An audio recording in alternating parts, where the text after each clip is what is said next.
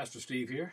In Philippians chapter 4, the first verse, the Apostle Paul says, "Therefore, my brethren, dearly beloved and longed for, my joy and crown, so stand fast in the Lord, my dearly beloved." Stand fast in the Lord.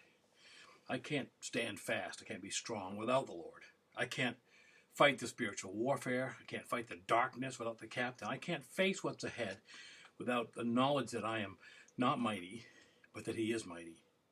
I wished I felt confident, but in my flesh I'm weak, fearful. But in him, I can stand. I can stand. I've been listening to Eric Metaxas' book on Dietrich Bonhoeffer, and I see a man who, for a good while, stood firm. He dared, in the face of the rising Nazi influence, to hold the banner of Christ and of the cross and of the gospel. I wonder if I could do the same.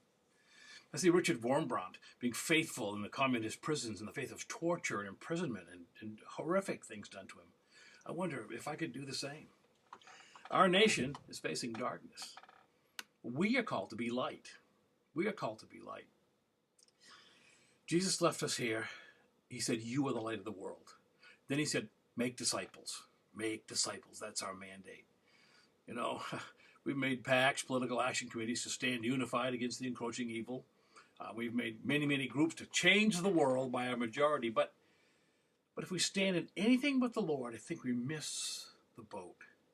David Wilkerson said this: "Our God is always searching the earth for a people who will trust him in every crisis, trial, and hopeless situation.